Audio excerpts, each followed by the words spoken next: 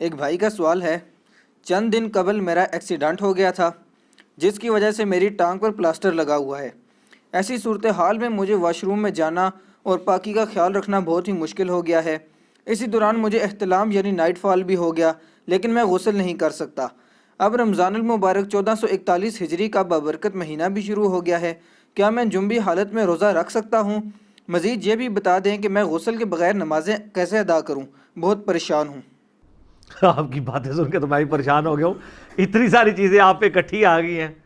پہلے ایکسیڈنٹ ہوا، ٹانگ ٹوٹ گئی، اس پہ پلسٹر ہوا، پھر آپ کو اطلام بھی ہو گیا، اوپر سے رمضان بھی شروع ہو گیا۔ اچھا، یہ ہنسنے کا مقصد قطعاً یہ نہیں ہے کہ کوئی کسی کی تکلیف کا مذاق اڑانا ہے۔ میں اس سوال کے اوپر مجھے ہوا کہ اتنی ساری چیزیں بھی اکٹھی آ سکتی ہیں کسی کے اوپر۔ سر پریشان ہونے کی ضرورت نہیں ہے، اس میں بہت بڑی رحمت چھپی ہوئی ہے۔ میں آپ کو بتاؤں، میرے آفس کے ایک کلیگ، بس وہ نام کے دیندار تھے، ہے حافظ قرآن تھے، لیکن آپ کو پتا ہے نا، میں نے کئی بار بتایا کہ حافظ ہوئے اور دین چھڑ جائے تو سر پھر شیطان بھی کہتا ہے کہ پائی تو میرے تو ہوتے ہیں۔ اچھا، نارمل زندگی بھی گزر رہی تھی۔ ایک دن صبح کے وقت وہ شفٹ کی گاڑی میں آفس آ رہے تھے، تو اس دن بارش ہوئی بھی تھی تو پھسلن تھی، ایک اشارے کے اوپر ٹرک کھڑا تھا آلریڈی، تو یہ فرنٹ سیٹ پہ ان کو بیٹھنے کا بڑا شوق تھا، یہ فرنٹ سیٹ پہ بیٹھے ہوئے تھے۔ تو وہ ڈرائیور نے بریک لگائی تو بریک تو لگ گئی، لیکن وہ چونکہ ڈھلوان پہ آلریڈی روڈ تھی تو وہ ٹائروں سمیت ہائیسٹ جو ہے نا وہ جا کے لگی ٹرک کو۔ تو یہ فرنٹ سیٹ پہ تھے، ان کی ایک ٹانگ جو ہے نا وہ ٹوٹ گئی، 6 مہینے کے لیے کم از کم بیڈ پہ پڑ گئے۔ کہتے ہیں میں تو پریشان ہو گیا اپنی زندگی سے کہ میں کیا کروں۔ کہتے ہیں جی کئی سال پہلے ان کے والد صاحب کو کسی نے گفٹ دی تھی تفہیم القرآن یا دادا ابو کو، تو وہ کہتے ہیں گھر رکھی ہوئی تھی، کوئی نہیں تھا پڑھتا۔ تو کہتے ہیں میں نے کہا میں فارغ ہی ہوں یار، میں حافظ بھی ہوں، چلو کم از کم میں یار قرآن ایک دفعہ ترجمے سے پڑھ کے تو دیکھوں قرآن کیا کہتا ہے۔ سر وہ ٹانگ کیا ٹوٹی ہے، ان کی قسمت جاگ اٹھی۔ تفہیم القرآن انہوں نے 6 مہینے میں مکمل کی، ٹھیک ہے۔ حافظ قرآن تھے، داڑھی نہیں تھی، داڑھی رکھ لی بعد میں، اور ماشاءاللہ پریکٹسنگ مسلمان ہیں۔ اور آپ کہیں سے کوئی آیت، کیا آپ ان سے ریفرنس سے بات کریں نا کہ مجھے اس ٹاپک پہ بتائیں کہاں کہاں آیات موجود ہیں، تو وہ آپ کو زبانی بتا دیں گے۔ میری ان کے ساتھ کافی ڈسکشن ہوتی رہتی تھی، چونکہ وہ ان کا دیوبند سے بلٹ اپ تھا، اب تو خیر وہ علمی کتابی ہیں ماشاءاللہ۔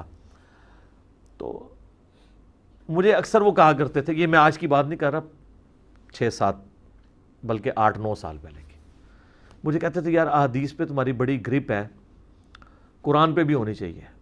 دے جی میں نے ان کی یہ بات ایسی پلے باندھی، اللہ کا شکر ہے آپ کو ٹاپک بولیں تو میں ان سے پہلے آپ کو ڈھونڈ کے بتا دوں، تو پھر مانتے تھے یار واقعی یار تم نے اس کو ماسٹر کیا ہے۔ تو بعض اوقات ٹانگ توڑوائے بغیر بھی انسان ماسٹر کر سکتا ہے، لیکن جو لوگ ٹانگ توڑوائے بغیر نہیں کر رہے ہوتے ان کے بھی کئی بار اس شر میں خیر چھپا ہوتا ہے، اللہ تعالیٰ اس سے کوئی بہتر چیز ان کو دے دیتا ہے۔ تو وہ ان کی ٹانگ کی طرف واپس آتے ہیں۔ ان کے لیے پہلی تو ریکویسٹ یہ ہے کہ پریشان ہونے کی ضرورت نہیں ہے، اس شر میں آپ کے لیے خیر ہے، صبر کریں، اللہ تعالیٰ آسانیاں فرمائے گا انشاءاللہ تعالیٰ۔ باقی آپ کے لیے تو اب دین بہت زیادہ ریلیکسڈ ہے، چونکہ آپ کا پلاسٹر ہے، آپ غسل نہیں کر سکتے، اس کی وجہ سے آپ ڈیمیج ہو جائیں گے، اور یہ بھی نہیں ہو سکتا کہ باقی جسم پہ آپ پانی بہا لیں اور وہاں پہ صرف مسح کر لیں، کیونکہ مجھے پتہ ہے کہ جب یہ پلاسٹر بندھا ہوا ہوتا ہے تو پھر وہ موومنٹ بڑی مشکل ہو جاتی ہے۔ تو آپ کو غسل کرنے کی ضرورت نہیں ہے، صرف اپنے کپڑے چینج کر لیں اور تیمم کر لیں۔ تیمم کرنے کے لیے آپ کو کہیں باہر جانے کی ضرورت نہیں ہے، کوئی مٹی کا ایک چھوٹا سا ڈھیلا اپنے سرہانے رکھ لیں آپ، اور یہ میں غسل کے ایکویلنٹ تیمم کی بات کر رہا ہوں۔ وضو تو آپ کر سکتے ہیں، آپ تھوڑی سی ایفرٹ پٹ کریں گے، اس میں تو صرف اتنا ہی دھونا ہوتا ہے، پاؤں کے اوپر مسح کر لیں، باقی آپ کو کوئی وضو کروا دیں۔ چونکہ غسل کے ایکویلنٹ تیمم کیا جائے یا وضو کے ایکویلنٹ، دونوں کا طریقہ ایک ہی ہے، ایک ہی تیمم سے دونوں چیزیں کور ہو جاتی ہیں۔ وہ بخاری مسلم دونوں میں ایک حدیث موجود ہے اس سے ریلیٹڈ، لیکن اس سے بھی بڑھ کر سورۃ المائدہ میں سورہ نساء کے اندر اللہ تعالیٰ نے تیمم کا طریقہ بتایا ہے کہ اگر تم کسی سفر میں ہو اور تم پانی نہ پاؤ تو اپنے چہروں کا مسح کر لیا کرو اور دونوں ہاتھوں کا، تو یہ مٹی تمہیں پاک کر دے گی مٹی کے ذریعے۔ اس کے شان نزول میں بھی بخاری مسلم میں حدیث ہے کہ سیدہ عائشہ کا ہار ایک دفعہ گم گیا تھا، اس دوران قافلہ لیٹ ہوا تو پانی نہیں تھا، تو وہاں پہ یہ نازل ہوئی۔ باقی وہ تو شان نزول ہے، الٹیمیٹلی تو یہ اینڈ رزلٹ کے طور پہ موجود ہے۔ جو بخاری مسلم میں نے حدیث بتانی تھی وہ بڑی انٹرسٹنگ ہے۔ نبی علیہ السلام ایک سفر میں آپ نے نماز پڑھائی، تو نماز پڑھا کے فارغ ہوئے تو دیکھا ایک شخص کونے میں بیٹھا ہوا ہے۔ آپ نے فرمایا تو نے نماز کیوں نہیں پڑھی؟ کہ یا رسول اللہ میں جنبی تھا، پانی اتنا ہی نہیں تھا میں غسل کر سکتا، تو میں نے نماز نہیں پڑھی۔ تو آپ فرمایا تم مٹی سے تیمم کر لیتے، تمہارے لیے کافی تھا کہ تم اپنے چہرے اور ہاتھوں کا مسح کرتے، تو یہ تیمم کافی۔ تیمم یہ نہیں ہے کہ پورے جسم پہ مٹی ملنی ہوتی ہے، مٹی تو خیر اس میں بھی نہیں ملنی ہوتی، صرف مٹی کو ٹچ کرنا ہے آپ نے۔ اور بخاری مسلم میں دوسری حدیث ہے حضرت عمار بن یاسر کی، حضرت عمر کے پاس بیٹھے ہوئے تھے، بخاری مسلم دونوں میں حدیث موجود ہے۔ ایک شخص آیا، اس نے کہا امیر المومنین میں یعنی سفر کے دوران اب پانی اویلیبل نہیں ہے، میرے پہ غسل فرض ہے، مجھے آپ تیمم کا بتائیں میں کیا کروں، کوئی سولوشن ہے آپ کے پاس؟ تو حضرت عمار نے کہا امیر المومنین سولوشن ہے میرے پاس، یہ تیمم کر لیں۔ پھر ان کا ہم بھی نبی علیہ السلام کے ساتھ سفر میں تھے، تو کہتے ہیں کہ میرے پہ غسل فرض ہو گیا تو میں مٹی میں لوٹ پوٹ ہونا شروع ہو گیا، تو حضور دیکھ کے مسکرائے، ان کا یہ کیا کر رہے ہو؟ کہا یا رسول اللہ تیمم کر رہا ہوں۔ اب انہوں نے اجتہاد تو صحیح کیا کہ وضو والا تیمم یہ ہے تو غسل والا پورے جسم کا ہوگا، تو اجتہاد سے ابھی کا بھی غلط ہو سکتا ہے۔ پہلے قرآن و سنت کو دیکھنا ہوگا، اجتہاد اینڈ پہ ہوتا ہے۔ جو اجتہاد کو رونا پیٹتے رہتے ہیں نا، تو حضرت عمار بن یاسر زیادہ کون فقیہ تھا صحابہ میں؟ ٹاپ آف دا لسٹ اصحاب میں، شروع کے مسلمانوں میں سے، جن کے ماں باپ اسلام کے پہلے شہداء ہیں۔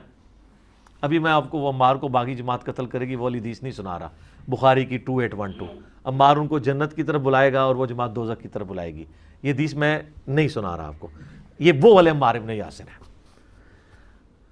تو عمار نے کہا کہ اے امیر المومنین میں آپ کو بتاتا ہوں یہ میرے ساتھ ہوا تھا، تو حضور نے کہا یوں کر لو، اور اس میں انہوں نے کہا کہ مٹی پہ ہاتھ مارو اور پھر پھونک مارو۔ پھونک مارنے سے یہ ہوگا کہ مٹی اگر لگ گئی، وہ یہ نہیں کہ مٹی ہونی چاہیے اس طرح، ایون دیوار پہ بھی عام جو مٹی لگی ہوئی ہوتی ہے نا، یا ٹرین کے ڈبوں پہ بھی، یا جو گاڑیاں کھڑی ہوئی ہوتی ہیں باہر روڈ کے اوپر جن پہ ہلکی سی گرد ہوتی ہے، آپ ہاتھ لگائیں تو ہاتھ کا نشان بن جاتا ہے، وہ کافی ہے آپ کے تیمم کے لیے۔ ہاتھ لگائیں، اگر زیادہ مٹی لگی ہے پھونک مار لیں، چہرے کا پہلے مسح کریں، اور وہ پورا داڑھی کا خلال اس طریقے سے جہاں جہاں پانی پہنچانا ہوتا ہے وہاں وہاں ہاتھ پہنچائیں، پھر دوبارہ کریں یوں، اور پھر پہلے دایاں ہاتھ یوں کونیوں سمیت انگلیوں میں سے اس طریقے سے، گھڑی کو بھی انگوٹھی پہنی ہے اس کو آگے پیچھے کر کے، اور یہ پورا، تو یہ تیمم کا طریقہ ہے۔ حتیٰ کہ مسند احمد میں الموطا امام مالک میں حدیث ہے، نبی علیہ السلام فرمایا اگر کوئی 10 سال تک بھی پانی نہ پائے تو تیمم سے غسل اور وضو کر کے نمازیں پڑھتا رہے تو بالکل ٹھیک ہے۔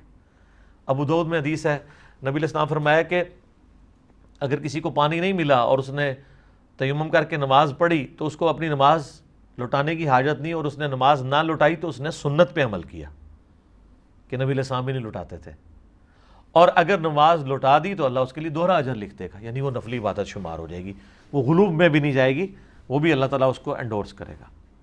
تو یہ تیمم کا غسل کے ایکویلنٹ آپ کریں یا وضو کے ایکویلنٹ، ایک ہی طریقہ ہے، اور غسل کے ایکویلنٹ جب آپ کریں گے آٹومیٹکلی وضو تو اس میں کور ہو ہی جائے گا۔ اور جب تک پانی پہ آپ قادر نہ ہو جائیں، قادر ہونے کا مطلب ہے کہ آپ کی صحت نہ آ جائے، یا پانی آپ کو اویلیبل ہو جائے، یا اویلیبل تو ہے صحت نہیں ہے تو آپ قادر نہیں ہوئے، اس وقت تک آپ چلائیں، 10 سال بے شک چلائیں، پوری زندگی چلائیں۔ اگر آپ کو موت کا ڈر ہے یا کوئی زیادہ تردد کا ہے تو لا یکلف اللہ نفسا الا وسعها، اللہ تعالیٰ کسی جان پہ اس سے بڑھ کے تکلیف نہیں ڈالتا۔ بعض اوقات آپ اٹھے ہیں اور آپ نے دیکھا ہے کہ طلوع فجر میں 5 منٹ رہ گئے اور آپ جنبی ہیں، غسل کریں گے تو نماز قضا ہو جائے گی، چھوڑ دیں، آپ فوراً تیمم کریں، نماز پڑھ لیں۔ کپڑے چینج کرنے کا ٹائم ہے تو کر لیں، ادروائز کپڑے بھی چینج کرنے کی ضرورت نہیں ہے، کیونکہ آپ اس وقت خوف کی حالت میں، وہ ٹائم ہی تھوڑا ہے، خوف ہے سورج نکلنے کا، تو اس وقت بھی آپ تیمم کر سکتے ہیں۔ یہ اللہ نے اتنی بڑی اس امت کے لیے خوبی رکھ دی ہے، اتنی بڑی آسانی دے دی ہے کہ آپ اسے پوری زندگی ویل کرتے رہیں، اور یہ اسی قسم کے مشورے دینے چاہیے۔ ابو داؤد میں ابن ماجہ میں ایک حدیث ہے، ایک سفر کے دوران ایک صحابی کو زخم لگا سر پہ اور وہ جنبی ہو گیا، جس طرح ان کی ٹانگ والا معاملہ ہوا ہے۔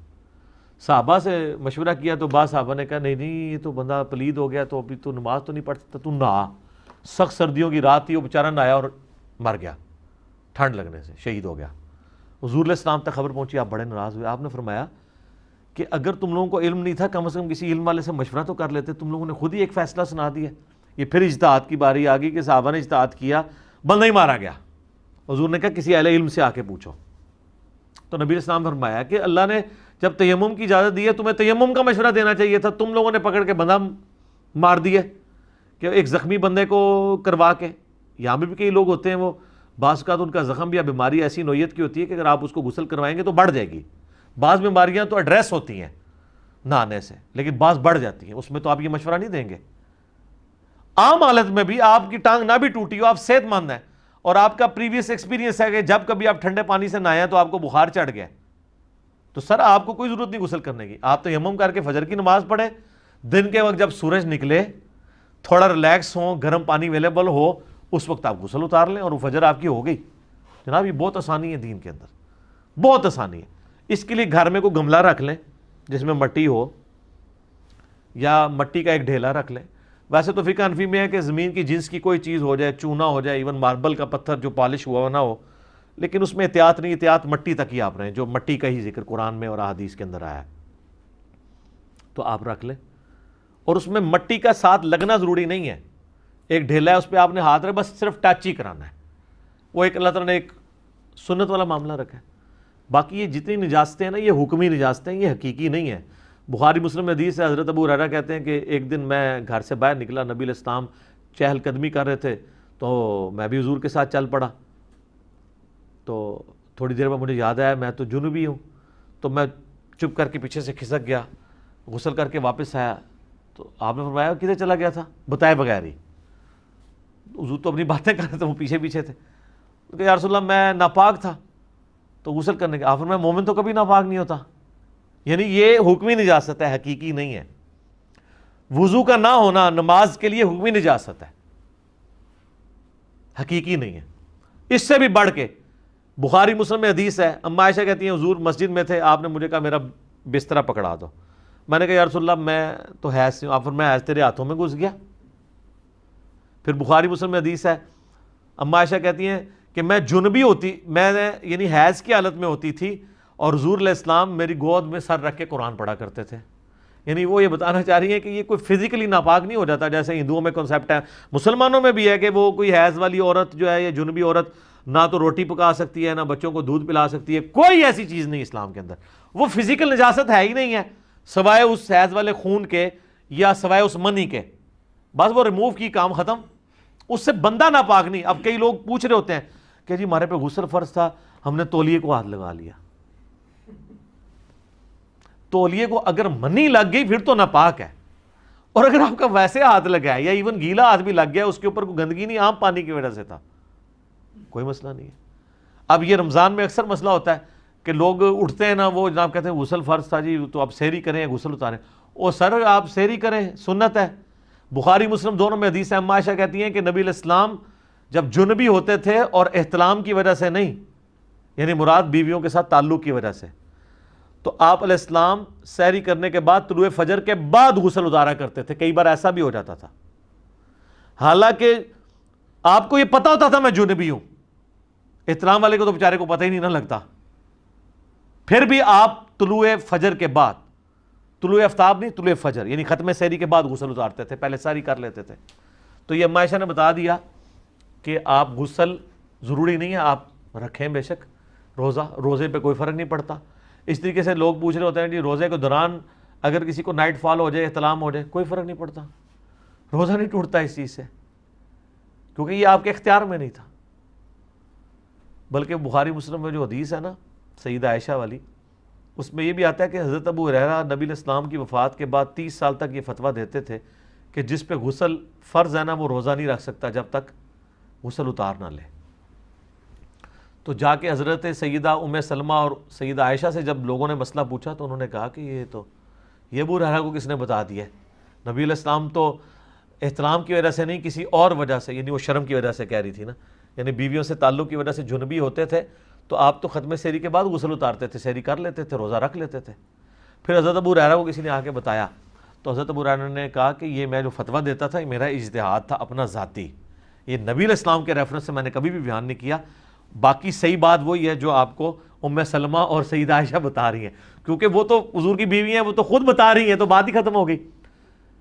اگر حضرت ابو ہریرہ جن کے پاس سب سے زیادہ حدیثیں تھیں, ان سے بھی کچھ حدیثیں اوور لک ہو سکتی ہیں, تو سر امام حنیفہ سے بھی ہو سکتی ہیں. مہربانی کرو, امام حنیفہ کو کیوں تسی شرمندہ کروا دے ہو بار بار. یہ کہتے ہو جی امام صاحب کو نہیں حدیث پتہ چلی ہوگی رفع دین کی, فلانی فلانی, پھر میں اور طرف چل پڑوں گا. یہاں تو اتنے بڑے صحابی اور فقیہ صحابی اور محدث صحابی, سب سے زیادہ حدیثیں یاد کرنے والے, جن کے بارے میں بخاری مسلم میں حضور کی دعا ہے, آپ نے یوں مٹھی کر کے چادر میں رکھی اور کہا آپ نے سینے سے لگا لے, وہ کہتے ہیں میں کبھی وہ حدیث نہیں بھولا. یہ اس بندے کو بھی حدیث نہیں پتا تھی, 30 سال نہیں پتا لگی, تو باقی کس کھاتے میں. لیکن آج مبارک دور ہے جناب, ایک ایک امام نے جو محنت کی ہے نا اپنی اپنی زندگیاں لگا کے, ایک ٹچ کے اوپر آپ کے پاس ہے ہزاروں سال کا علم. یہ اللہ نے اس مبارک دور میں آسانی کر دی ہے الحمدللہ. یعنی بڑے بڑے ائمہ کے پاس اتنی حدیثیں نہیں تھی جتنی ہمارے پاس, انہی کی محنت سے ہمارے پاس ہے. اچھا یہ جب میں باتیں کرتا ہوں کہتے ہیں اپنے آپ کو بڑا کہتا ہے, بڑا تو تب کو جب میں نے کوئی کتاب لکھ کے دی ہے. میں تو انہی اماموں کو ٹریبیوٹس پیش کرتا ہوں کہ ان کی محنت ہے. لیکن آج بھی وہ زندہ ہو تو وہ بھی حیران ہو جائیں کہ یار دیکھو امام بخاری امام مسلم نے تو حدیثوں کے نمبر بھی نہیں لگائے ہوئے تھے. امام بخاری امام مسلم کے سامنے اگر ان کی اپنی بخاری رکھ دی جائے نا اور ان کو کہا جائے کہ آپ یہ حدیث ڈھونڈیں, یہ کہاں ہے, ان سے پہلے ہمارے لڑکے ڈھونڈ سکتے ہیں, کیونکہ ہمیں نمبر پتہ ہے. مثلا اگر امام مسلم سے کہا جائے کہ آپ یہ ڈھونڈیں حدیث کہاں ہے, کہ علی سے محبت نہیں رکھے گا مگر مومن, علی سے بغض نہیں رکھے گا مگر منافق, تو امام مسلم کو کتاب الایمان کھولنا پڑے گا نا. ہمارے لڑکے کہیں 240 ہے جی. امام بخاری سے اگر ہم کہیں کہ یہ آپ ذرا ڈھونڈیں حدیث, یہ آپ نے کہاں لکھی تھی کہ عمار کو ایک باغی جماعت قتل کرے گی, عمار ان کو اللہ اور جنت کی طرف بلائے گا اور جماعت دوزخ کی طرف بلائے گی, تو ان کو سینکڑوں صفحے کھولنے پڑیں گے. ہمارے لوگ کہیں گے سر 2812 حدیث ہے, اے ٹھک مار کے, اے سر سند تسی لئی ہے سر, ساڈی کوئی کنٹریبیوشن نہیں, یہ تسی کیتی سی محنت. ایون قرآن کی آیات کے نمبر نہیں تھے. آج اگر آپ کسی صحابی سے کہنا کہ جو آیت ہے ان اللہ و ملائکتہ یصلون علی النبی, صلوات بر محمد و آل محمد, اللہم صلی علی محمد و آل محمد, یہ قرآن میں کہاں ہے؟ وہ کہیں گے سورۃ الاحزاب میں ہے. اور آپ ان سے پوچھیں گے کتنے نمبر پہ ہے, وہ کہیں گے میں نے تو نہیں, نمبر تو نہیں میں نے گنا ہوا, لیکن ہم نے تو اپنے جگہ جگہ کارڈ پہ لکھا ہے سورۃ الاحزاب آیت نمبر 56. اس وقت نمبرنگ نہیں تھی. تو سر یہ جدید دور میں اللہ نے جتنا ہمیں نبی علیہ السلام کے مبارک زمانے سے دور کیا ہے نا, اتنا ہی ہمیں فیسیلیٹیٹ بھی زیادہ کر دیا ہے کہ تھوڑی سی محنت سے جناب آج آپ ہر چیز ایک ٹچ کے اوپر آپ کے سامنے, ہر زبان میں ترجمہ, مختلف فرقوں کے علماء کے ترجمے, علماء کی ترجمے نا. ہمیں لوگ کہتے ہیں علماء سے دور کر رہا ہے, میں نہیں تو علماء سے جوڑا ہے. آپ کے علماء کی کوئی قدر نہیں تھی محنت کی اگر ہم لوگوں کو نہ کتابوں کے ساتھ جوڑیں. یہ میری زائد بھائی سے اکثر بات ہوتی ہے, اسلام 360 والے لوگ تو کہہ رہے ہیں کہ میں نے کوئی بندہ لانچ کیا ہے, انہوں نے پیرلل میں کام کیا. بھائی میں ان کو ضرور ہے کہ بعد میں میری واقفیت ہوئی ہے تو میں ان کو ضرور مشورہ دے دیتا ہوں, مجھ سے گائیڈ لائنز لیتے ہیں اس حوالے سے. باقی میں نے نہیں, انہوں نے انڈیپینڈنٹلی, مجھے تو بعد میں ان کا تعارف ہوا ہے. لیکن وہ مجھے بار بار کہتے ہیں کہ اسلام 360 کا فائدہ اس لیے ہوا کہ آپ نے لوگوں کو حدیثوں کے نمبر اور یہ لوگوں سے انٹروڈیوس کرایا, ورنہ لوگوں کو تو 360 کا کوئی انٹرسٹ ہی نہیں تھا, نہ اس کو یوز کرنے کے ساتھ تھا. تو دیکھیں نا یہ ساری محنت ضائع جاتی اگر ایک پلیٹ فارم سے انٹروڈیوس نہ کروایا جاتا. اور ہم دونوں سے زیادہ کنٹریبیوشن ان لوگوں کی ہے کہ جن لوگوں نے اس وقت میں محنت کی ہے, آج وہ اس محنت کو دیکھیں گے تو خوش ہی ہوں گے, ان کا خون ہی بڑھے گا یار تو بڑا اچھا ہو گیا. جس طرح ہمیں جب پتہ چلتا ہے کہ جی ہماری ویڈیوز جو ہیں وہ کسی چینل کے اوپر چل رہی ہیں, کسی یوٹیوب چینل پہ آ گئی ہیں, کسی جگہ کوٹ کیا گیا, تو خوشی ہوتی ہے کہ یار چلو لوگ اپنے طور پہ دین کا کام کر رہے ہیں. تو اس میں کوئی جیلسی والا فیکٹر نہیں ہوتا, خوشی والا فیکٹر ہوتا ہے. تو وہ تیمم والی بات تھی, وہ روزہ بھی رکھ سکتے ہیں اور اپنا غسل بھی اتار سکتے ہیں, نماز بھی پڑھ سکتے ہیں, کپڑے وغیرہ اپنے وہ چینج کر لیں. تو باقی موجے ماریں, جتنا عرصہ یہ مسئلہ ہے تیمم کے ساتھ کام چلاتے رہیں. اور تیمم وہی چہرے کا مسا اور دونوں ہاتھوں کا کونیوں سمیت. حدیثوں میں ویسے یہاں تک بھی مسا رپورٹ ہوا ہے, کونیوں تک بھی ہوا ہے اور بغلوں تک بھی ہوا ہے, لیکن زیادہ حدیث جو ہے کونیوں تک کی ہیں. اور وہ بہتر بھی لگتا ہے کیونکہ نماز کے لیے جو وضو کرتے ہیں وہ بھی کونیوں سمیت ہوتا ہے, تو کونیوں تک والا کر لیں. تو باقی نہ اس میں آپ نے پاؤں دھونے ہیں نہ سر کا مسا کرنا ہے, صرف چہرے اور دو کونیوں کا, دونوں ہاتھوں کا. تو تو آپ کا وضو بھی ہو گیا، غسل بھی ہو گیا تیمم کے اگینسٹ، اسے تیمم کہتے ہیں، لیکن نیت ضروری ہے، ٹھیک ہو گیا.